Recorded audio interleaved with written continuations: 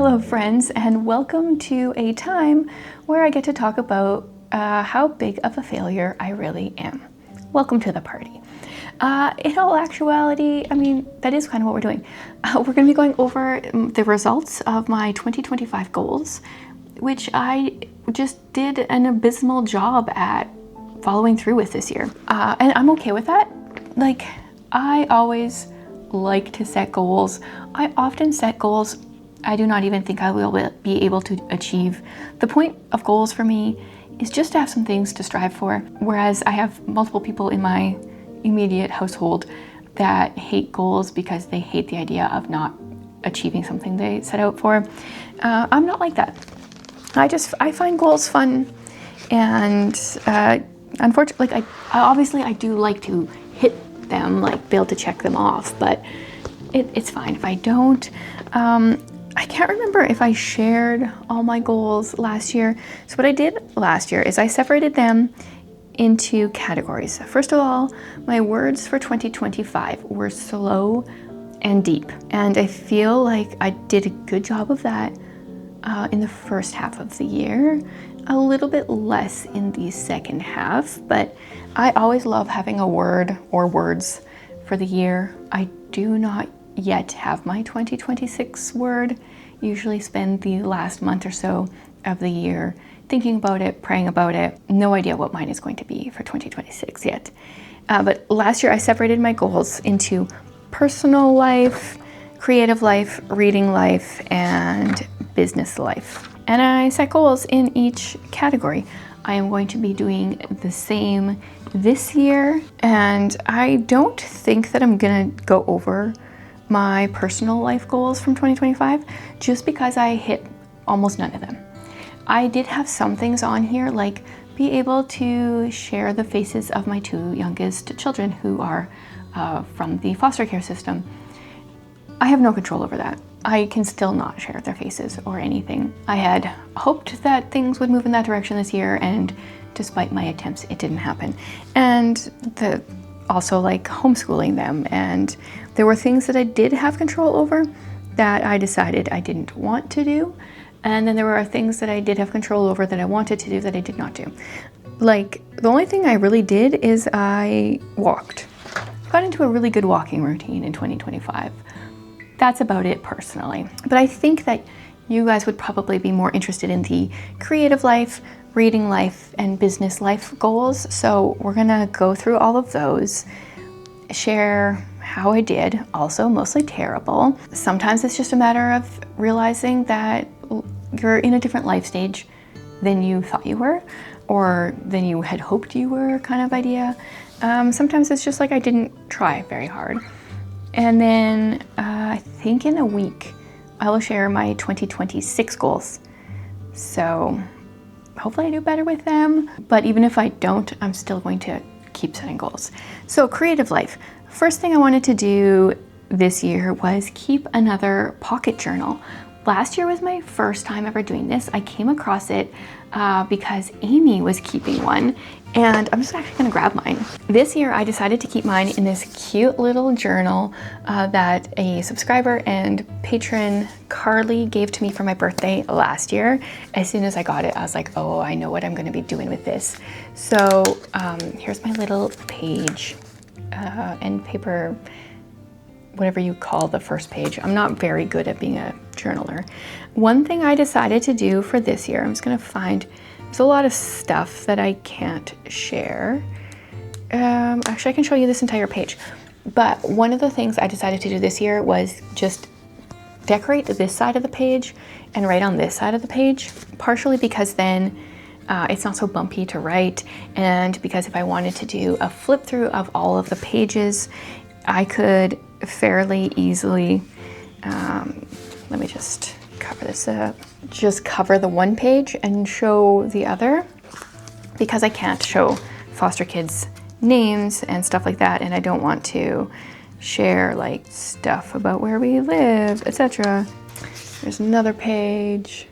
So that's why I liked all the stuff on the one page. I did a variety of stickers I bought, stickers I got from friends, and just things like this. There's a Starbucks receipt, got like a keep frozen thing that some pizza crust came with, yeah, stuff like that. So I didn't write in it as much as I would have wanted throughout the year, but I did keep one, and I am thankful for that. Then I wanted to send 10 or more just for fun mail, pieces of mail, cards, postcards, etc.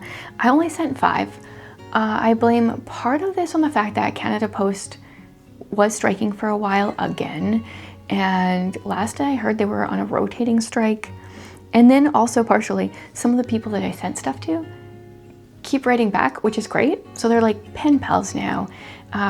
So I have like a bigger pen pal pile. I don't know. The words are just not working right now. So I've sent tons of mail, but it hasn't all been to like new people. That's what I'm trying to say. More watercoloring. I don't think I've done any. I did some at the end of last year and was like, I want to keep this up. And I haven't, but I would like to. I wanted to start sharing my poetry. That's a huge step that I just have not been able to do this year. I wrote a ton of it. I would still like to publish a poetry book next year, but I should probably share some somewhere first. I had the idea of writing a book recommendations book. So if you have read like Honey for a Child's Heart or Read Aloud Revival, Sarah Mackenzie's book, The Read Aloud Family, or Jim Trelease's book, The Read Aloud Handbook, I think it's called. I wanted to write something like that. It still seems like a cool idea. It didn't happen this year. And then I also thought of doing a seasonal anthology book, and that also didn't happen. I definitely realized this year that I have, and this will come into my business life goals later, just that I had less capacity this year than I expected to have, and I need to focus more on the things that I'm doing instead of building out new things. I think it will make sense as we get into the business life goals. That was my creative life. I love the fact that last year I decided to have a creative life section because it's fun to be creative, and it can be hard to take time to do so. So putting it on there, even though I didn't get to check off a lot of stuff, it's still helpful. Okay, reading life.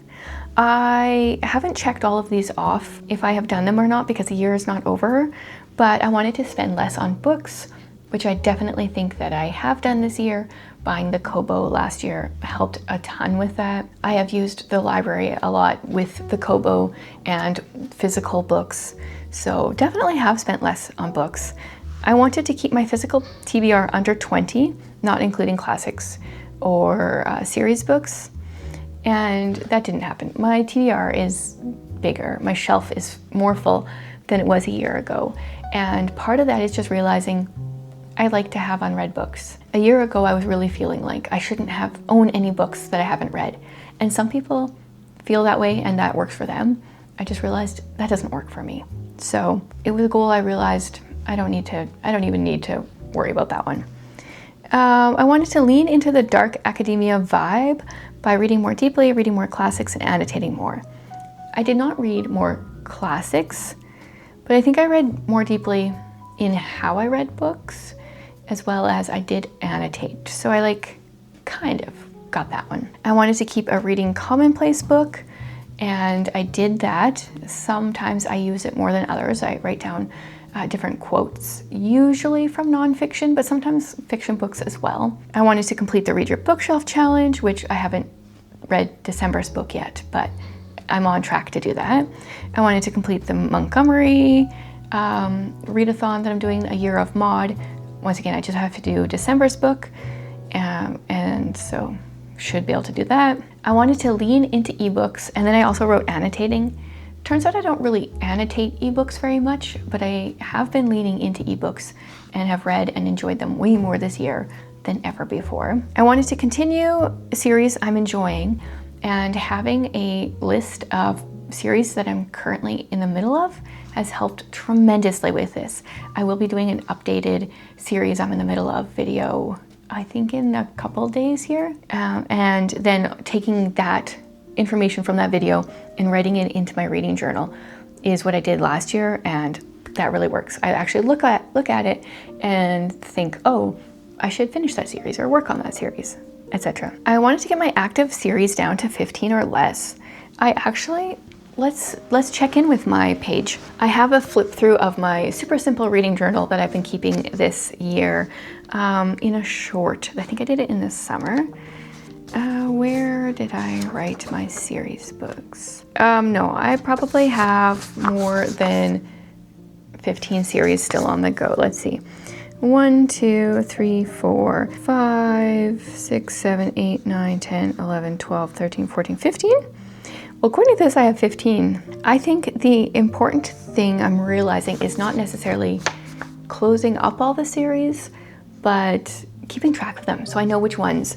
This becomes a problem when you read a book and it's the first book in the series, and then the second book gets published, but you don't have it on your list. That's my problem, at least right now. Is I probably have missed a few that should be on here, but because I was caught up at the time, I didn't have it written down.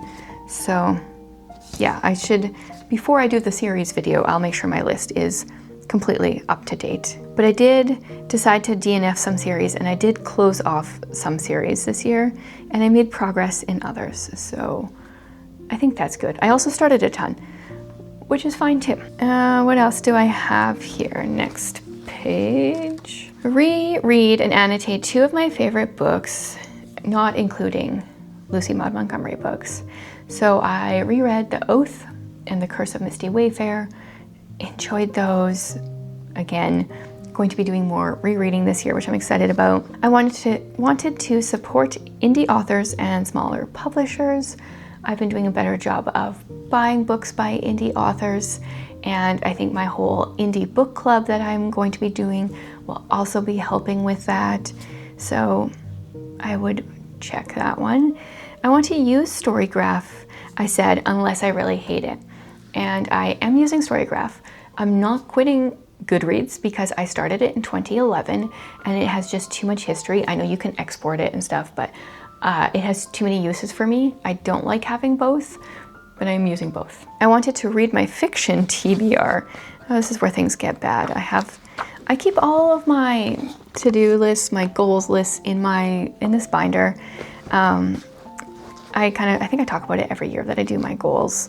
I have all my lists of my books to read in here, which is kind of redundant because they're also in my reading journal, but this book has my line a day journal as well, so I use it every day.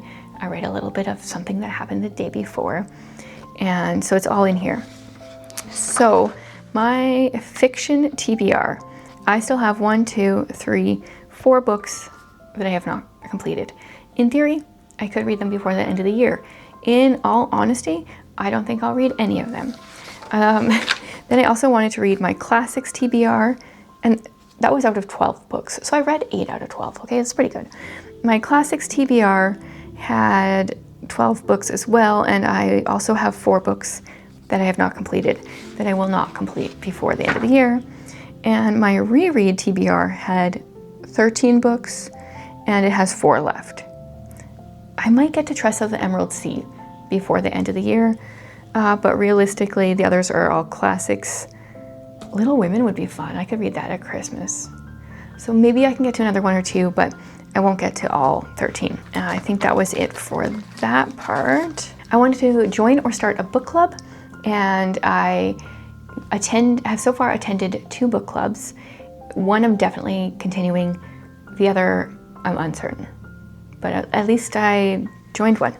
And I also I haven't officially started, but the indie book club that I'll be doing on Instagram next year. So yeah, bonus points to make up for some of these points that I'm lacking. I wanted to watch 3 movies or shows based on books, and not including Harry Potter, because I do want to finish going through those as well.